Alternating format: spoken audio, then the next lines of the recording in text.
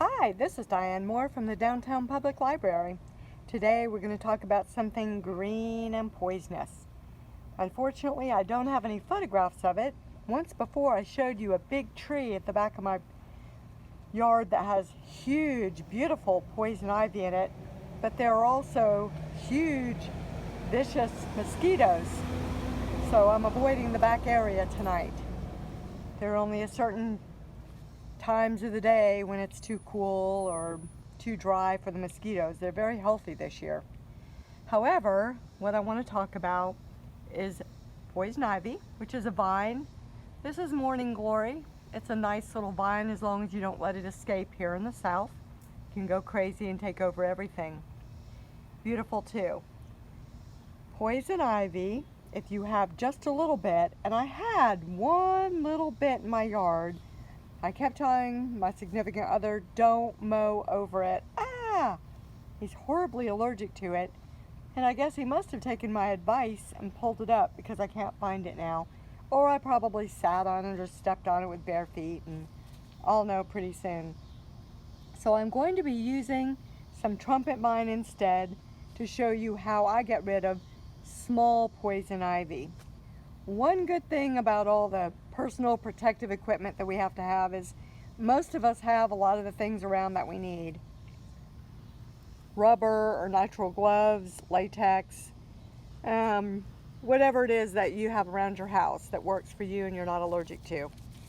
Usually I use gardening gloves and slather them with a product called Teknu, Teknu. With any sort of thing like that, it's all about what works for you. That works for me. It's actually something that you wash your hands with afterward to get rid of poison ivy, but I personally put it on my skin that's exposed, put it on my gloves, and then I would wash my gloves. Try to find something to wear that you don't really care about. With all this staying at home and all the cleaning everyone else except for me while I was out in my yard has been doing, we all have that pair of pants that you put on and go to work, and 2 hours later you're like, oh, that's why these were hanging in the closet. I don't ever wear them because I've got this problem.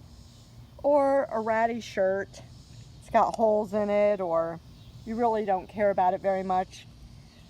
The best thing to do when you're done taking care of your poison ivy friends is to just take your clothes off, turn them inside out, throw them in the trash. And take off your gloves. That's great if they're not your gardening gloves and you're not going to have to buy a new pair. Throw them in the garbage too. It's good to put it inside a separate bag inside your garbage so there's no way that you're going to accidentally get your hand inside there. So I've heard for larger bits of poison ivy, and oh my goodness, I was raking pine needles at Mom's this past weekend, and she has a wonderful crop of poison ivy. Maybe that's why I'm the only one brave enough to go rake up her pine needles. I don't know.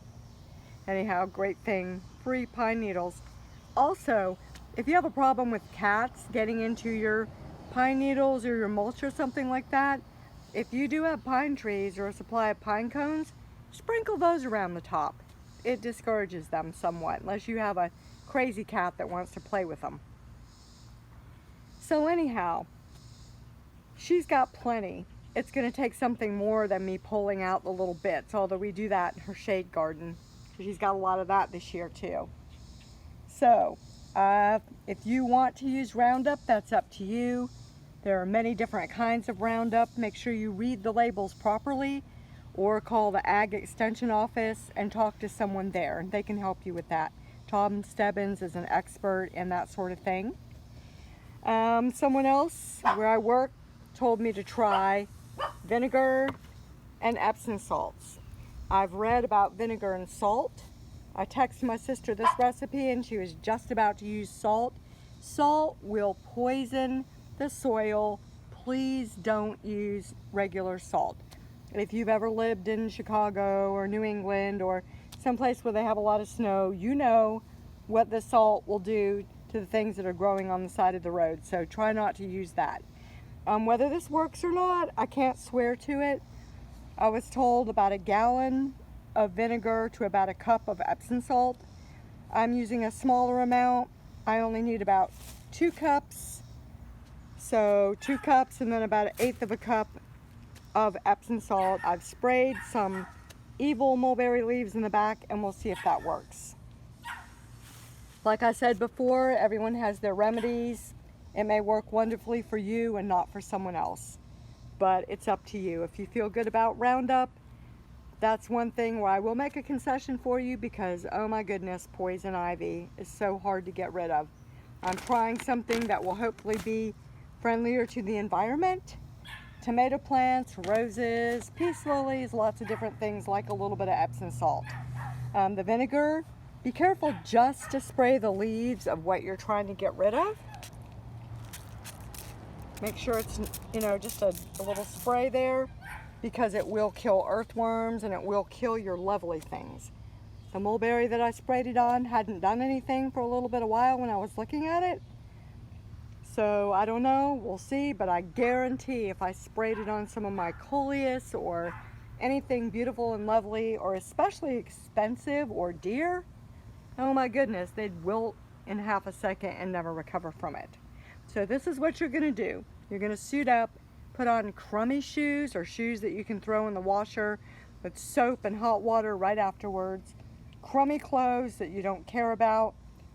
Either throw them away when you're done, or if you just can't do it, take them off carefully inside out, throw them in the washer again with hot water and plenty of soap. And then what I like to do, the best thing to use is those newspaper bags.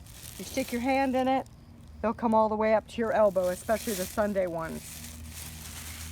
Then you're gonna find your target. Aha, here you go. You're going to grab it carefully, and this one's just a little bit too long, a little bit too big. We'll try this one instead. Grab it and then carefully and slowly pull it up. Slow and steady gets the most root. This one broke off right away, but what I want to show you then, make sure you can kind of get it in your hand. Please watch out for holes in the bag. And then you're just going to turn the bag inside out carefully. You're going to make sure that you get all that poison ivy in there. If you have to get another bag, grab another bag. And then you're going to tie a knot in it, put it in another bag, tie a knot in it, and then put it in your little pile of not very nice poison ivy things. Put them all in a bag and then throw them in the trash. That will take care of small bits, little weeds and things that you want to get rid of. According to Tom Stebbins, the stuff that binds up the trees is poison ivy. The stuff that looks just like poison ivy but stays on the ground, sort of like these trumpet vines are right now, that's poison oak. There can be other things that you're allergic as well to, poison sumac and other things like that. During the summer, you have all this beautiful, luxuriant growth. Everything's just happy to grow, as long as you water it, and we have dry spells. Beautiful, and also the vicious things grow nicely as well. So good luck getting rid of your poison ivy.